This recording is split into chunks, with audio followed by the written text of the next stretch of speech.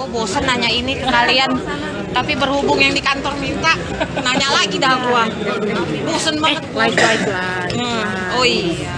Tadi denger bosnya. Oh iya. Jujur aja ya, intinya jujur aja, apapun yang mau disampaikan kepada siapapun bisa menggunakan lagu sejujurnya.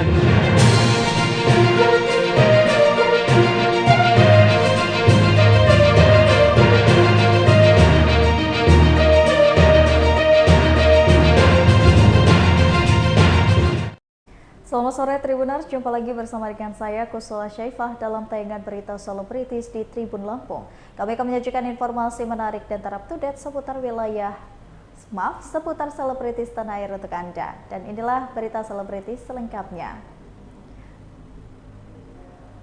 Berita pertama ini datang dari Abizar Al-Ghifari yang mengalami pelecehan sesaat memimpin karaoke. Pelaku meminta maaf. Anak dari almarhum Ustadz Jeffrey Al-Bukhari atau UJ dan Umi Pipik, Abizar Al-Ghifari mengalami pelecehan. Area sensitif Abizar diduga telah ditowel alias disentuh oleh seorang perempuan. Melansir dari Serambi News, hal tersebut terungkap dari unggahan Instagram Story, yakni Amalia Pratiwi _ yang kemudian diunggah ulang oleh Abizar. Abizar lantas menguak kejadian yang dialaminya. Abizar mengaku pelecehan ini terjadi saat memimpin karaoke di suatu tempat. Saat itu ia secara sadar merasakan bagian sensitifnya dipegang oleh orang lain. Abizar Al-Ghifari menceritakan kronologi saat dirinya menjadi korban pelecehan. Kemarin juga gue mengingatkan untuk lebih jaga diri lagi, harus sama-sama beretika.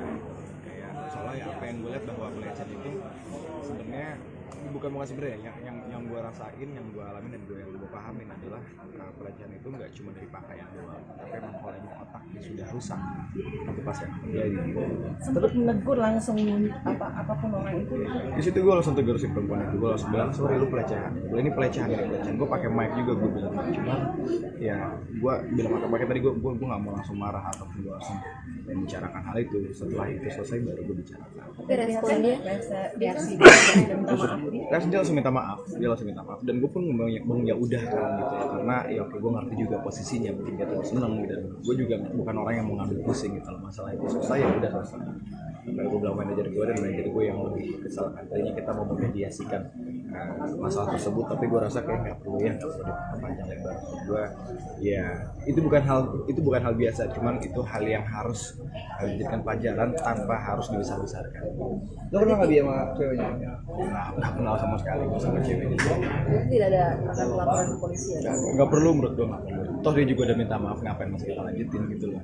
Ya kan, kalau sekarang yang orang udah minta maaf ya udah selesai. Gue juga udah selesai terus.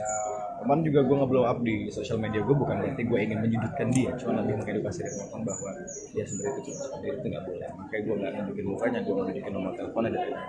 Sampai akhirnya besoknya si perempuan ini pun langsung ngekontak manajer gue dan minta maaf.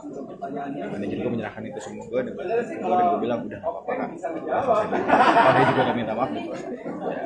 Ini lebih hati-hati lagi nggak sih sama yang namanya orang yang sangat banyak mungkin kerjanya tuh, dan arti gini, dia ngefans banget sama sosok lo misalkan seperti itu. Lebih hati-hati lagi nggak sih dengan wanita-wanita tuh, sebaliknya laki-laki juga? Pasti bakal lebih hati-hati. Maksudnya hal ini nggak jarang terjadi. Nah, maksudnya dengan penyentuhan fisik itu di mana-mana gue ngerasa gitu, apalagi dengan ibu-ibu di acara-acara lumayan yang banyak ibu-ibunya gitu, mereka nyubit-nyubit TV dan lain-lain. Ini ya oke lah, itu batas wajar, cuman sampai akhirnya bagian sensitif gue ditepok hitungannya itu kan lumayan. Wah, ini nggak bisa dibiarin, maksudnya udah pelecehan. Bahkan nyubit TV nggak sengaja, dan kata gue kita kenal aja itu kan sebenarnya udah masuk pelecehan juga gitu, cuman ya itu mungkin lebih normal. Tapi klarifikasi dia apa bilangnya ini bercanda aja kah atau gemes atau apa ke manajer lu? Iya, jadi emang di situ dia bilang bahwa ya kak maaf aku iseng aja, dan gue pun ngerti ya dia mungkin nggak sadar karena udah terlalu happy dengan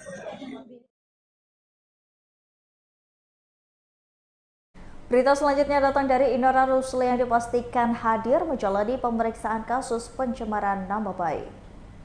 Indra Rusli dipastikan akan menjalani pemeriksaan atas laporan pencemaran nama baik di Polda Metro Jaya pada hari ini, Kamis 13 Juli 2023. Hari ini dikonfirmasi oleh kuasa hukum Inara, Susanti Agustina, yang lebih dulu sampai di Polda Metro Jaya.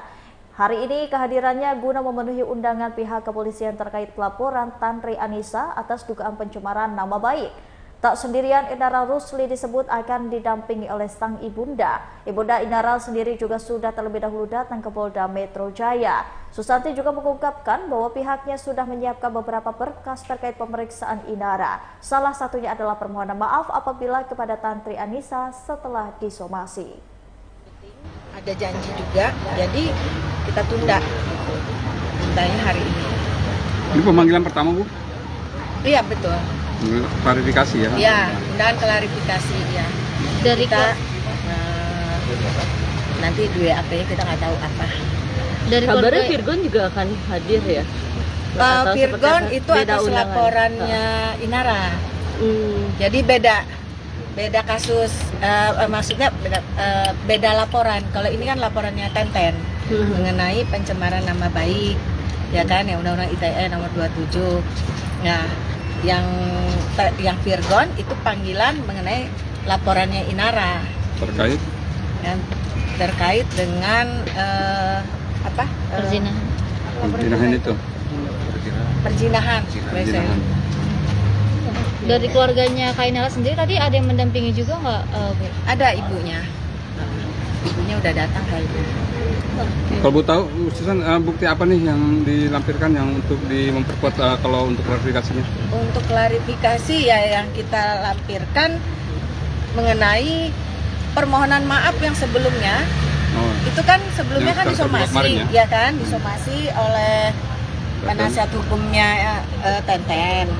Jadi kita tanggapin saat itu, dan Inara sudah mengakui bahwa dia hilaf, dia sudah mengucapkan permohonan maaf di publik, media cetak, dan seluruhnya kan ada tuh di media segala macam.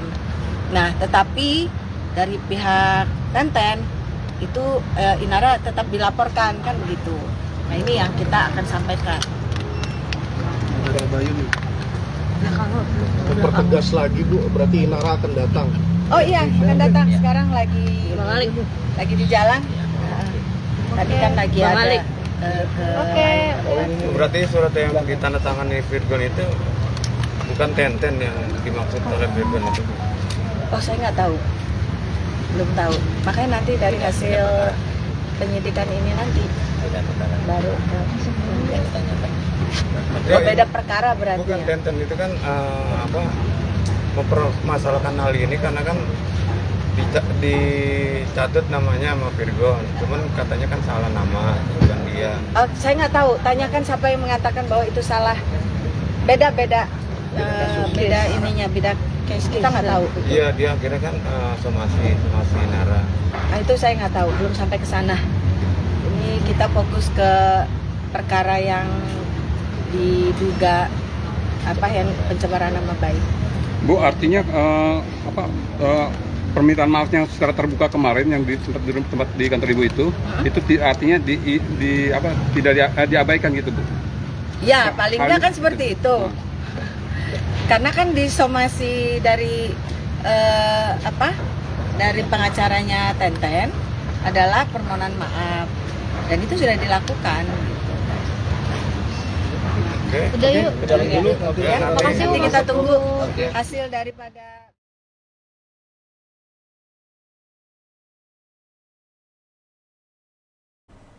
Tak lagi foya-foya dari uang hasil manggung, Dul Jalani kini prioritaskan menabung untuk rencana nikahi Tisa Biani.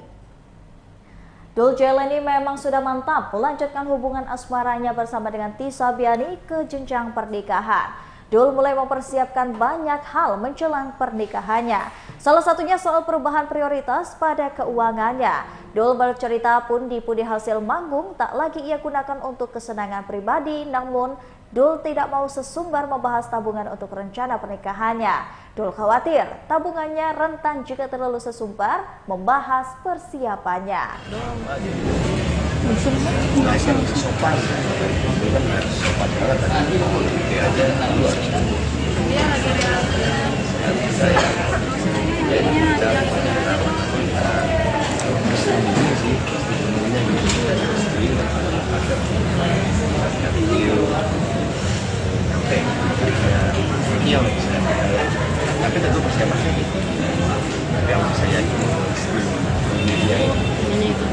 kalinya pun mengajak pacar untuk naik gunung nih, mungkin ada rasa khawatir nggak sih?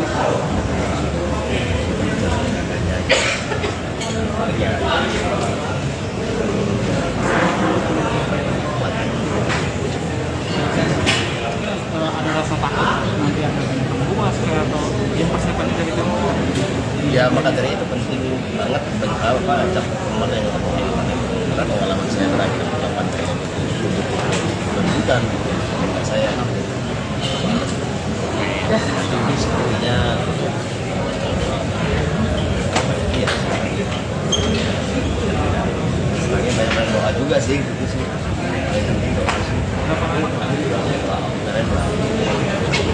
Mungkin ada kayak ada harapan nggak sih selama kamu nanti di sana, mungkin kalau khusus kayak kamu sendiri kan hari baik juga nih, harapannya semoga cintanya makin berkembang, makin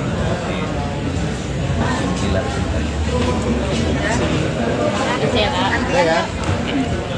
Di sini rapatin biar belakangnya ini aman ya Mbak Dewi? biar bangkunya dikit gitu. Jadi Minta di tengah, minta. gue bosen nanya ini ke kalian, tapi berhubung yang di kantor minta, nanya lagi dah gua. Bosen banget. Live. Oh iya. Tadi denger bosnya. Oh iya. Gak apa-apa, biarin aja. Berita selanjutnya, Tisa Biani justru belum punya bayangan soal konsep pernikahannya. Semakin dekat dengan rencana menikah, Dul Jalani dan juga Tisa Biani belum memiliki konsep pernikahan impian mereka. Tisa Biani dan Dul Jalani sama-sama belum memikirkan konsep pernikahan mereka akan seperti apa nanti. Tisa berpikir jika konsep pesta pernikahan itu bukan hal utama.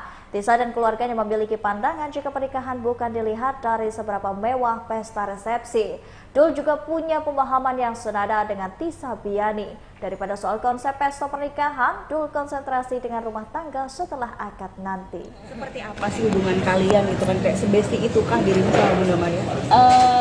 Besti sih, besti bisa dibilang lumayan cukup besti karena aku juga udah lama dulu jadi kayak sama Bunda tuh udah kayak apa ya, anak dan orang tua mungkin, kakak adik juga.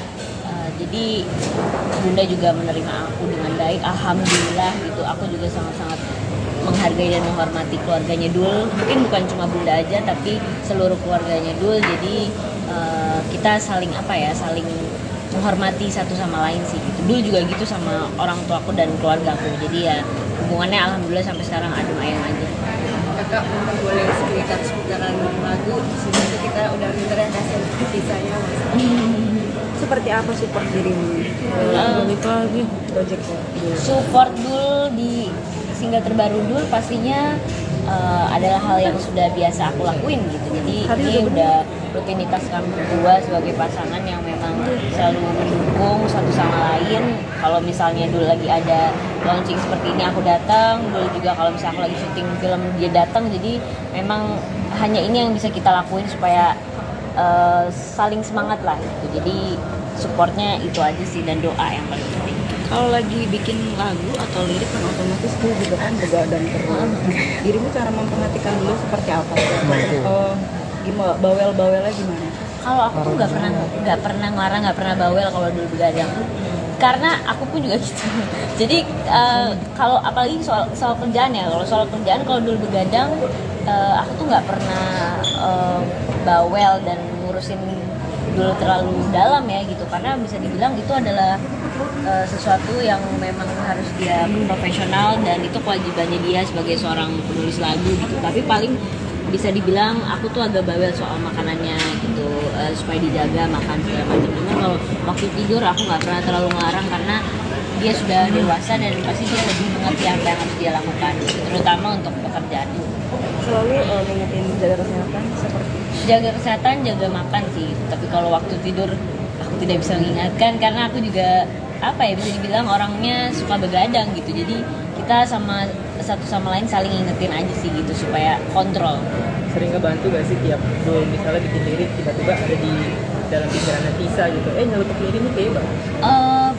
Biasanya sih ada beberapa yang aku kasih saran, tapi gak semuanya gitu, karena kan aku memposisikan sebagai pendengar ya gitu, jadi gak terlalu banyak kasih saran lah gitu, karena takutnya nanti ikut campur kan, apalagi dalam pekerjaan. Jadi bisa dibilang kayak paling hal-hal yang misalnya kalau ada lirik yang terlalu diulang-ulang, aku kurang setuju, aku kasih saran ini. Kalau boleh tahu nilainya sebagai seorang produser ya? Dia produser yang apa ya, komitmen sih gitu sama pekerjaannya itu di dunia musik. Jadi dia tuh bukan semata-mata oh lu jadi produser terus kayak oh ya udah cuma mamer nama doang gitu perannya jadi produser, tapi dia emang benar-benar memperlakukan perannya dia sebagai produser itu dengan baik, kayak misalnya detail banget orangnya dalam memilih lirik, lagu, instrumen. Jadi itu yang aku paling salut sama dia sih, bukan kayak misalnya jadi produser terus pamer-pamer di sosmed tuh, jadi produser terus nggak ada kerjaan yang dia lakuin gitu. Jadi salut sih sama dia. Kalau boleh tahu penilaian tentang single kali ini seperti apa? Penilaianku singlenya bener-bener dalam banget sih gitu, liriknya juga sedih, terus ya mudah-mudahan lagunya meledak sih, karena feelingku lagu ini komersil banget lah, bagus. Oke, thank you. Terima kasih semuanya.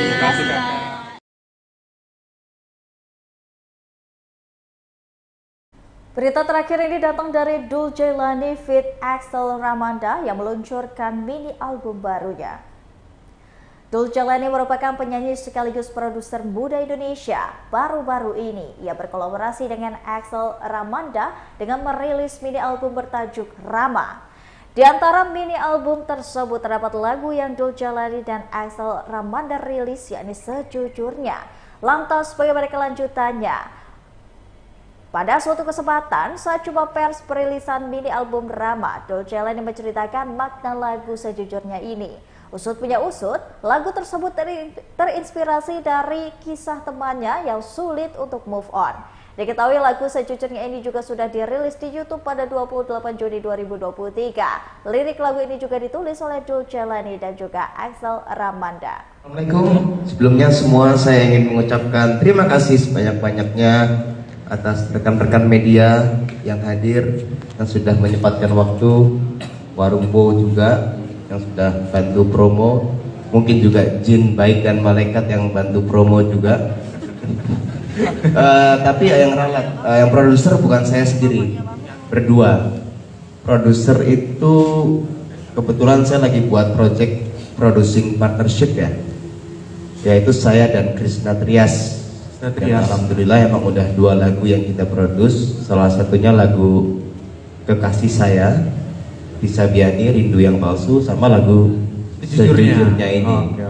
Kalau lagunya tentang apa, waktu itu ada teman saya malam-malam datang ke rumah. Inisialnya H.